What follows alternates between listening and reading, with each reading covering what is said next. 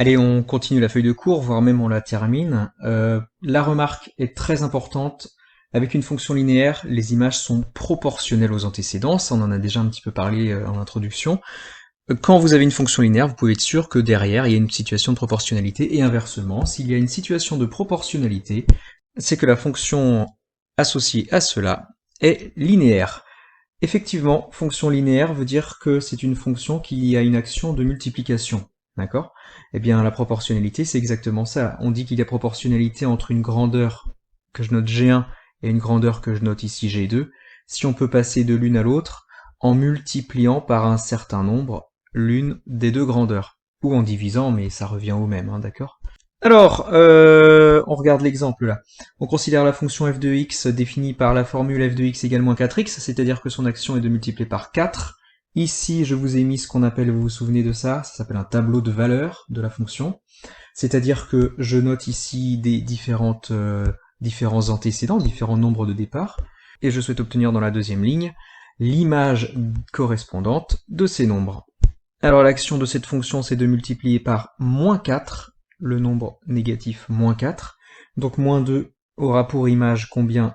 8. Ensuite 0 aura pour image 0, 1 aura pour image moins 4, et 4 aura pour image moins 16. Tout ça pour dire qu'un tableau de valeur d'une fonction linéaire, ici la fonction f, c'est exactement pareil qu'un tableau de proportionnalité. Vous voyez, je passe de la première à la deuxième ligne en multipliant par moins 4, et du coup, comment je passe de la deuxième ligne à la première ligne? Eh bien, en divisant par moins 4. Ça doit quand même vous rappeler des souvenirs, ça. Hein. Ensuite, ma remarque, c'est ce que je vous ai dit tout à l'heure, hein, s'il y a proportionnalité, c'est que c'est une fonction linéaire et inversement.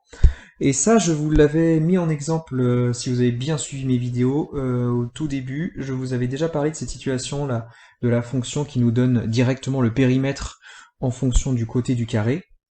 Vous vous souvenez, on connaissait la longueur ici du côté du carré, et moi je cherchais directement à savoir le périmètre du carré en fonction de x, et on avait vu que c'était 4x. Et du coup, il y avait proportionnalité entre la longueur du côté x et son périmètre, que je note p de x, puisqu'il suffisait de multiplier par 4. Donc là, j'ai bien une situation de proportionnalité. Je passe d'une grandeur à l'autre grandeur en multipliant par un certain nombre, donc il y a proportionnalité entre les deux. Et quelle est la fonction qui est derrière? Bah regardez, hein, c'est la fonction p qui à x associe le nombre 4x, c'est donc une fonction linéaire qui multiplie par 4. Alors on va regarder graphiquement ce qui se passe. Ça c'est quelque chose que vous avez normalement bien étudié en quatrième. Lorsqu'on est dans une situation de proportionnalité, donc lorsqu'on a une fonction linéaire, on a forcément graphiquement une droite qui passe par l'origine du repère. L'origine du repère, je le rappelle, c'est le point de coordonnée 0, 0 ici. Vous voyez, les deux droites passent par là. Alors je vous en ai mis deux, une verte, une bleue. Quelle droite correspond à quelle situation? Alors on va commencer par prendre cette deuxième situation, puisque je viens de vous en parler, le périmètre. On a une fonction linéaire de coefficient 4. Ça veut dire que si on choisit x égale 1, ici, alors son image c'est 4. Donc c'est le point qui est ici. Si on prend x égale 2 au départ, comme antécédent, alors comme image, on aura 2 fois 4 égale 8 comme image, c'est-à-dire qu'on aura ce point-là. Bon, vous voyez que, du coup, la droite verte correspond à la deuxième situation, et donc la droite bleue, on va quand même vérifier que c'est bien la première situation. Alors la première situation, c'était une fonction qui donne le prix des sucettes en fonction du nombre de sucettes, hein, tout simplement. Donc si on appelle x le nombre de sucettes, on a une fonction f qui permettra de nous donner directement en fonction de x le prix de la sucette, et comme c'est 80 centimes la sucette, il suffit de multiplier par 0,80, donc on aura l'image de x qui sera 0,80x, chose qu'on peut noter tout simplement f de x, c'est-à-dire le prix en fonction du nombre x de sucettes sera de 0,80x, d'accord? Voilà, alors est-ce que c'est la bonne situation?